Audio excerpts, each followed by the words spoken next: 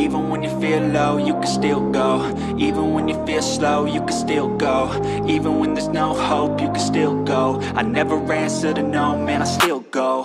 Go, go, go, go, go, go, go, go. Hello guys! It's me again, Krong TV, at sa video ito pag-uusapan natin ang mga nakakapanabik na pangyayari patungkol sa ating paboritong manga at anime series na One Piece. Sa video ito pag-uusapan natin kung bakit nga ba gustong-gustong makuha ni Blackbeard ang Devil Fruit ni Boa Hancock.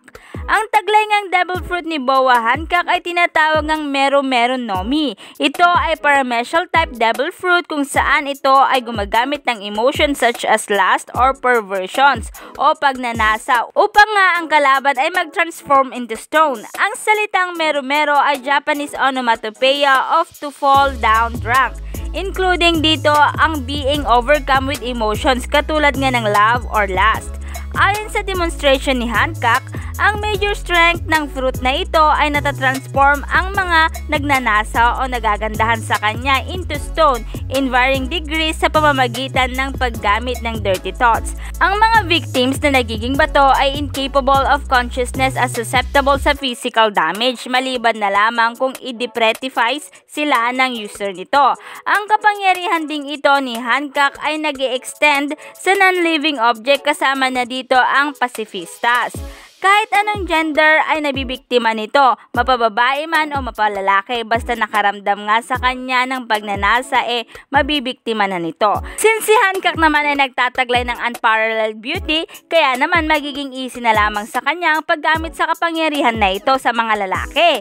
Pero pagdating sa mga babae, kinakailangan nga niyan talaga itong akitin at gumamit ng cutie behavior. Pero katulad nga ng ibang mga bagay, ito rin ay mayroong exemptions or limitation, at ito nga ay sa mga walang feelings or emotions katulad na lamang ng mga bulag. Meaning hindi nga siya nakikita nito, so ibig sabihin dahil dito maaaring walang ma-form na emotions dito, or pwede rin na maiwasan ito sa pamamagitan ng distraction ng ibang emotions katulad na lamang ng bitterness, pain, and fear, or kahit na being lacking lust to begin. Halimbawa na lamang dito ay si Vice Admiral Momonga. Nagawa nga niyang ma-resist ang kapangyarihan ito sa pamamagitan ng pagsaksak nito sa kamay niya. So dahil dito ay nakaramdam siya ng ibang emotion, at ito nga yung pain. At dahil dito ay na-distract yung nararamdaman niya para kay Hancock. So yan nga ang taglay na kapangyarihan ni Boa Hancock. Pero ito nga, 'di ba? Sinasabi nga na kagandahan halos ni Boa Hancock ang isa nga sa kailangan upang nga mag-work ang kapangyarihan ni Boa Hancock. Pero bakit nga kaya gusto itong kunin ni Blackbeard? Matapos nga ang Marineford War, nalaman nga natin na si Blackbeard ay naghahunting ng mga powerful devil fruit katulad na lamang ng meron siya ngayon ang Yami Yami no Mi at ang Gura Gura no Mi. Ngunit ito nga, meron ngang importance itong Mero-Mero no Mi kay Blackbeard. So nakita nga natin kung gaano ka-interesado si Blackbeard sa kapangyarihan ni Hancock. Ipinakita ito during chapter 1059 ng One Piece.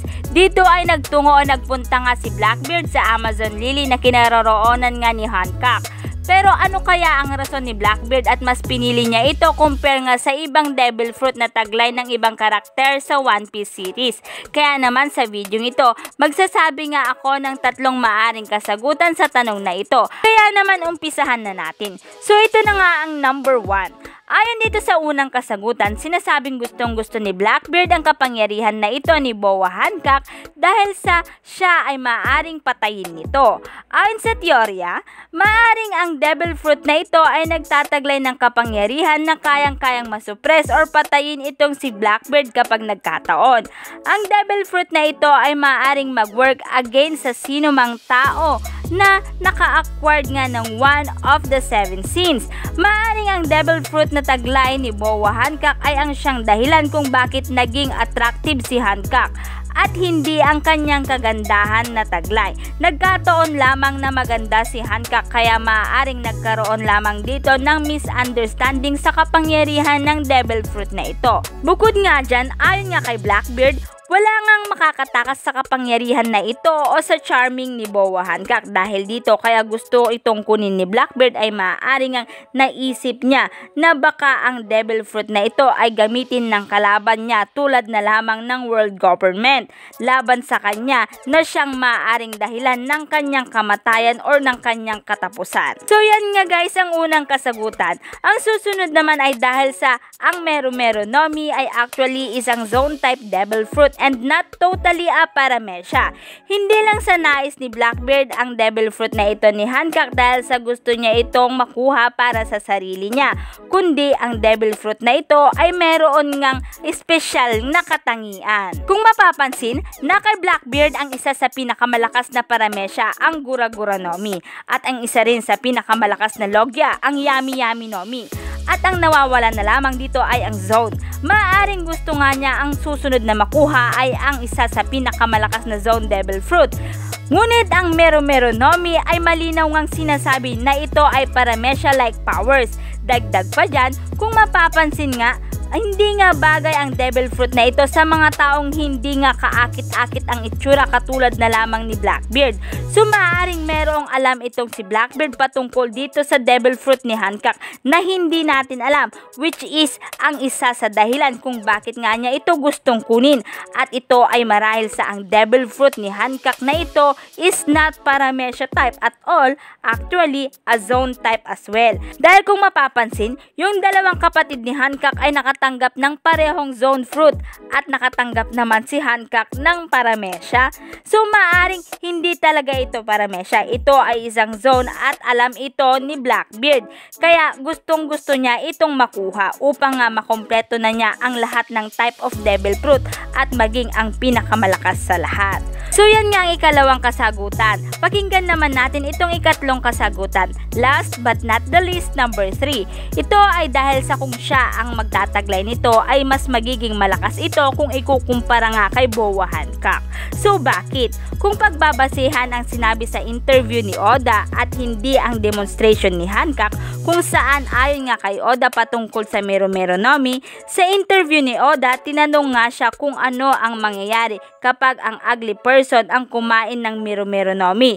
Ipinaliwanag nga niya na ang devil fruit o ang fruit na ito ay to getting drunk with emotions. So basically, any kind of emotions. Ito ay nakadepende sa kung ano ang reaction ng mga tao sa nagtataglay ng devil fruit. Halimbawa, kung ang isang taong nakakain ng devil fruit na ito ay nakakatakot tapos yung tao naman na nakakita sa kanya ay natakot din, ibig sabihin ito ay magiging stone din. At kaya naman kapag si Blackbeard ang nagtaglay ng kapangyarihang ito, ang mga taong naiinis, nagagalit kay Blackbeard kapag nakita siya ay magiging bato din.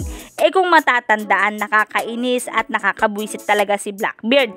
Tapos maaaring mas makapangyarihan pa ito. I mean, mas marami siyang mabibiktima dito dahil alam naman natin na maraming naiinis at nagagalit sa kanya, lalo nung namatay nga itong si Ace.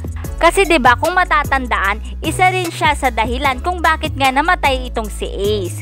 So yan nga guys ang tatlong maaaring kasagutan sa tanong na bakit nga ba gustong-gustong makuha ni Blackbeard ang devil fruit nga ni Hancock. Pero kung kayo ang tatanungin guys, ano sa tingin nyo? Ano kaya ang dahilan nitong si Blackbeard? I-comment nyo lang ang inyong kasagutan sa ating comment box at dito nga nagtatapos ang video ito. Any comment and suggestion, just comment down below. Thank you!